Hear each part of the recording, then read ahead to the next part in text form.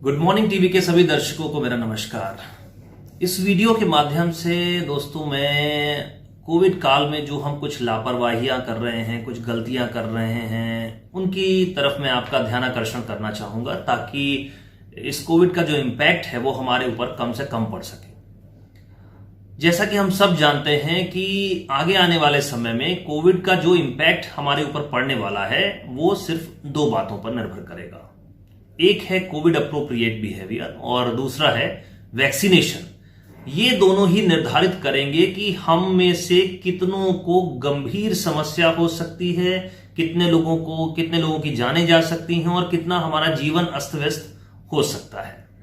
तो आइए एक एक करके हम समझते हैं कि हम कौन सी गलतियां और लापरवाहियां कर रहे हैं। सबसे बड़ी गलती ये है कि हमें लॉकडाउन खुलते ही ये लगता है कि अब कोविड समाप्त हो गया है।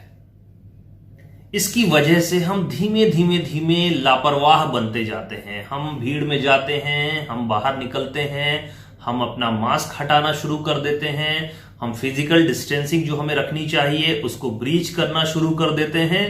और चूंकि समय के साथ केसेस भी कम दिखने लगते हैं, हमें मौतों की संख्या भी कम दिखने लगती है और ये चीजें हमें और लापरवाह बनाती जाती हैं। और साथ ही साथ एक बहुत बड़ा हमारे अवचेतन चेतन में एक एक्सेप्टेंस नहीं होता कि मुझे भी कोविड हो सकता है। हमें लगता है कि मैं तो यंग हूं, मैं अच्छे से खाना खाता हूं, मैं अच्छी एक्सरसाइज करता हूं, मेरे घर परिवार में सभी लोग स्वस्थ हैं, तो मुझे कोविड नहीं हो सकता। ये माइंडसेट भी हमें तोड़ने की जरूरत है। हम में से किसी को भी कोविड हो सकता है, यहां तक कि जैसा कि आप लोग सुन रहे होंगे वैक्सीनेशन के बाद भी कोविड हो सकता है। इसलिए हमें कोविड अप्रोप्रिएट बिहेवियर से बिल्कुल भी परहेज नहीं करना है, उस पर ही स्टक रहना है। सोशल डिस्टेंसिंग या जिसे मैं ज्यादा अप्रोप्रिएटली फिजिकल डिस्टेंसिंग कहता हूं, शारीरिक दूरी बना करके रखिए, मास्क का इस्तेमाल जरूर करिए, अपनी बारी पर वैक्सीनेशन जरूर लें। दूसरी बात यह है कि जब कभी भी आपको कोई भी लक्षण आए, यहां तक जैसे लहर अब काफी कमजोर हो गई है, लेकिन कोरोना हमारे समाज में अभी भी किसी को भी हो सकता है।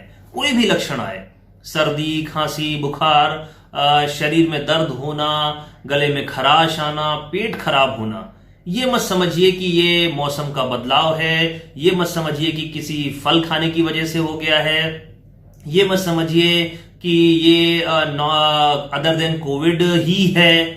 बेहतर होगा कि आप अपने डॉक्टर के पास में जाएं और उनकी निगरानी में ही कोई भी इलाज लें। क्योंकि ज्यादातर आप देखिए कि पिछले 15 दिनों से आप सब सुन रहे होंगे कि फंगस का इन्फेक्शन बढ़ रहा है, डायबिटीज लोगों की कंट्रोल नहीं हो रही है। इसका सबसे बड़ा कारण है कि जो हम दवाओं का सेवन खुद से करने लगे। हमने व्हाट्सएप पे पर्चे देखे, हमने गूगल पर बहुत सारा सर्च किया, हमें लगा ये एंटीबायोटिक हम ले लें, ये एंटीवायरल हम ले लें, स्टेरॉयड हम ले लें, ये मल्टीविटामिन ले लें। इसकी वजह से हमारा जो शरीर है वो काफी बुरी तरीके से प्रभावित हो रहा है। कई बार हो सकता है आपको उन दवाओं की जरूरत नहीं हो और आपके दिमाग में ये फॉल्स भ्रम बैठ गया कि मैंने ये दवा ली थी उससे ही ये ठीक हुआ है। उसका नुकसान ये होगा कि आपका बिलीफ सिस्टम काफी मजबूत होगा कि ये दवा बड़ी कारगर है, और आपके किसी परिचित को अगर होता है, आपके घर में किसी को होता है, या घर के अगर आप मुखिया हैं, आपके यहां बच्चों में या परिवार के अन्य सदस्यों को किसी को होता है, तो आप मोस्ट प्रोबेबली वो दवाएं उनको खाने की सलाह दे सकते हैं, क्योंकि आपके दिमाग में यह है कि उस दवा से मैं ठीक हुआ हूं। लेकिन हो सकता है उनको उसी डोज में वो दवाइयों की जरूरत नहीं हो और उल्टा उसका नुकसान उठाना पड़े। तो हमेशा आप ये मान के चलें आपको भी कोविड हो सकता है। लक्षण आने पर हमें चिकित्सकीय सलाह ही लेनी चाहिए, और आप अगर चिकित्सकीय सलाह से भी किसी दवा से ठीक हुए हैं, वही दवा अपने घर के अन्य सदस्यों को रिपीट नहीं करनी है। ये बहुत बड़ी मिस्टेक हम लोग कर रहे हैं। अगली लापरवाही या गलती की बात करें तो देखिए, वैक्सीनेशन को लेकर के हम बिल्कुल भी भ्रम नहीं पालें। वैक्सीनेशन करवाने के बाद बहुत सारे लोगों को लगता है कि अब तो वो खुला घूम सकते हैं, भीड़ में जा सकते हैं, क्योंकि उन्होंने वैक्सीनेशन ले लिया है। दोस्तों 30% केसेस में वैक्सीनेशन हमें वैसे रिजल्ट नहीं दे सकता जैसे हम सोचते हैं। तो आपको ये मान के चलना है कि वैक्सीनेशन के बाद भी कोविड एप्रोप्रिएट बिहेवियर आपको वैसे ही पालन करना है जैसे आप वैक्सीनेशन के पहले कर रहे थे। फिर बात आती है कि जब ऐसा है तो वैक्सीनेशन क्यों? वैक्सीनेशन का एडवांटेज ये है कि ये हमारी बीमारी की सीवियरिटी को कम करता है। हो सकता है आप वैक्सीनेशन के कारण माइल्ड सिम्टम्स ही डेवलप हो सकता है कि आप को ऑक्सीजन की जरूरत नहीं पड़े, आप सीवियर केसेस में नहीं जाएं। इसलिए वैक्सीनेशन बहुत जरूरी है। स्वयं भी वैक्सीनेशन लें और बहुत सारे लोगों को प्रेरित करना है। तीसरी इंपॉर्टेंट बात, भीड़ में जाने से दोस्तों बचना है। जो क्लोज्ड स्पेसेस हैं, बंद जगह हैं, जहां पर भीड़ भी बहुत है, वहां पर जाने हमें अवॉइड करना है। भले हो सकता है कि शॉपिंग मॉल अगर खुल जाएं या सब्जी मंडी खुलती है जहां पर बहुत सारी भीड़ रहती है, आपको वहां पर जाने से परहेज करना है दोस्तों। देखिए, ये हम सब की जिम्मेदारी है। केवल हम प्रशासन पर गलतियां थोप करके बच नहीं सकते।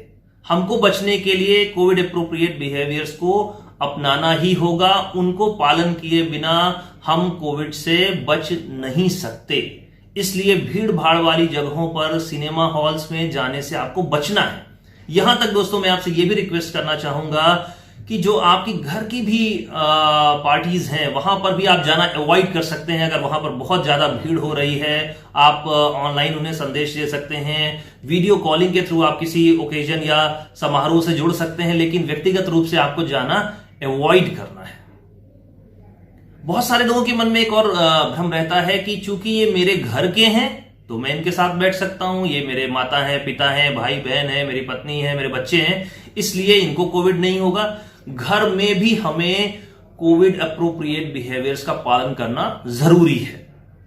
बात चल रही है कि कोरोना की तीसरी लहर में बच्चे अफेक्ट हो सकते हैं, निश्चित तौर पर हो सकते हैं, लेकिन यह नहीं मानना है कि केवल बच्चे ही अफेक्ट हो सकते हैं। इसकी वजह से हम बड़े लापरवाह बन सकते हैं, हम में कोविड की गंभीर समस्याएं आ सकती हैं। तो बच्चों पर फोकस जरूर हो रहा है बातचीत में, मीडिया में, लेकिन यह मान के चलना है कि हम में से किसी को भी हो सकता है।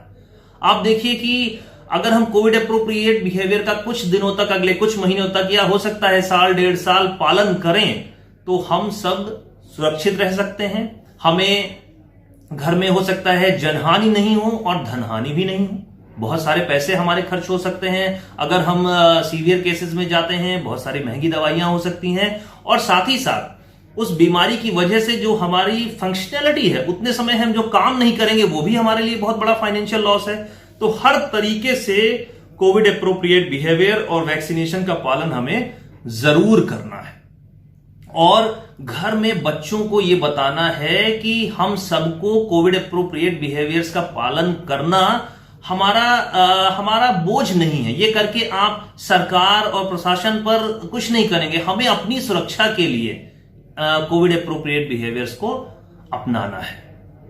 और घर में संवाद बहुत अच्छा स्थापित होना चाहिए सबके बीच में। कोरोना को लेकर के बीच बीच में जो भी नई चीजें आए तो आप लोग घर में जरूर डिस्कस करें। उसको डिस्कशन करने से हमें बचना नहीं है, उस पर हम एप्रोप्रिएट बात करें और अनावश्यक रूप से आंकड़ों के बारे में भी हम नहीं जाने, उसके बारे में डिटेल डिस्कशन नहीं करें। मौतों के बारे में, कितने लोग आज इन्फेक्ट हुए, कितने लोग आज मरे, क्या हो जाएगा, इस पर हमको फोकस नहीं करना है। आमतौर पर हम बहुत सारा समय इन चर्चाओं पर वेस्ट करते हैं और अनावश्यक जो हमारे लिए जरूरी नहीं है वो इंफॉर्मेशन लेकर के कई बार हम एंजाइटी और अनिद्रा का शिकार हो सकते हैं। तो दोस्तों, ये कुछ इंपॉर्टेंट पॉइंट्स थे जिनको हम अपनाकर अभी भी कोविड से बच सकते हैं। तो आइए हम सब एक हों और प्रण लें कि हम कोविड एप्रोप्रिएट बिहेवियर्स का पालन करेंगे और कोई भी गलती और लापरवाही नहीं करेंगे। धन्यवाद।